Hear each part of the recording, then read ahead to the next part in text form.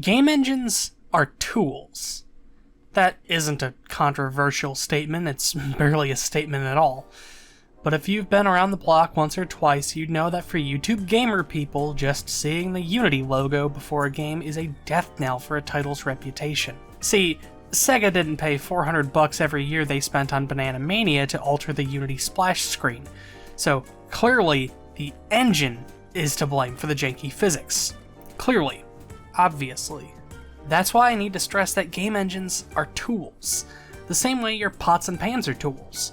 You can buy a Damascus steel knife, a $200 handcrafted cast iron pan, and a portion of A5 Wagyu beef, and still produce a crap steak.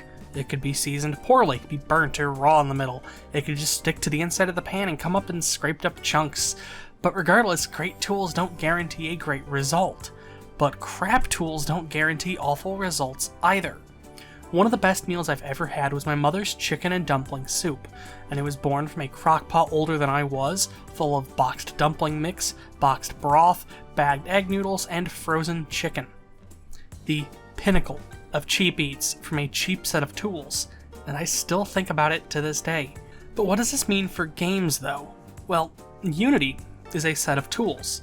You have to write the code, you have to build your models and textures in external programs, you have to make your sounds elsewhere, but it all comes together in Unity, or Unreal, or Godot, GameMaker, or whatever. As a result, there are a ton of moving pieces and many places where things can and will go wrong. A design decision to not let you blank out the letterboxing in Pac-Man Museum, physics programming that's close enough to the GameCube monkey balls but lacking a certain je ne sais quoi, whatever issue we have with flash-in-the-pan flavor-of-the-month games aren't specifically because of the engine. It's not like they forgot to check let the player just use black bars. There are human decisions that are made every step of the way, and those are what you're frustrated about. That's not Unity's fault. One of the more frustrating examples of this was the newest release of Doom. Nerve Software was responsible for the 25th anniversary releases of Ultimate Doom and Doom 2, and those include an all-new source port for the title, made in Unity.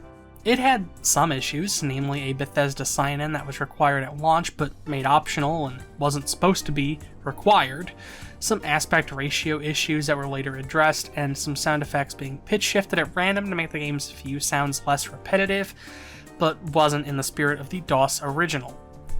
And you'll never guess what game engine was blamed for all of those issues. Ditto the Sega Forever games on mobile, which are free but with ads unless you pay, and they use Unity as a wrapper to display ad content and pull metrics easily. Bugs, ads, choppy performance. Well, do I have 3 arrows to get mad at for you? Sometimes things aren't perfect.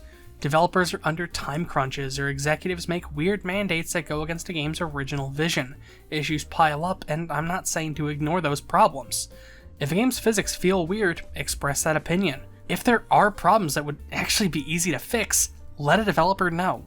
Sometimes the answer you get back is, we can't fix that, because sometimes games were designed with certain frame rates or aspect ratios in mind, and solving those problems is a massive logistical undertaking that requires ripping up a whole game engine.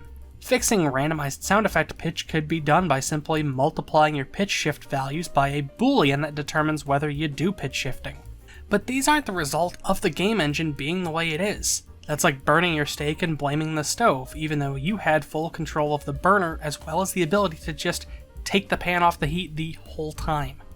I don't want to say there aren't problems with game engines. Of course not. Each one contains their own special flavor of hell, from Unity's incomplete HD render pipeline and frustrating redesigned input system, to the fact that many of Unreal's more useful features are stuck behind a Fortnite developer's only version of the engine, to things like CryEngine or Godot not really being fully portable to all kinds of hardware.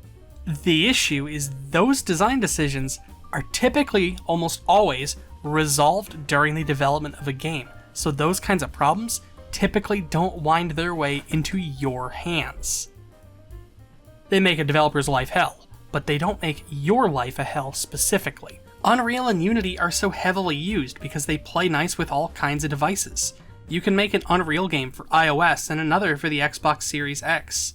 You can do some gorgeous ray tracing in Unity and then a cheap and lightweight experience on Switch.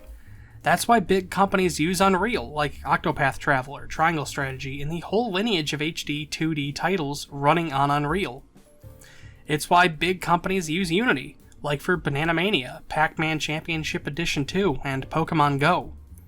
There is a great deal of versatility in these tools, and the ample documentation means it's easy to make things with them.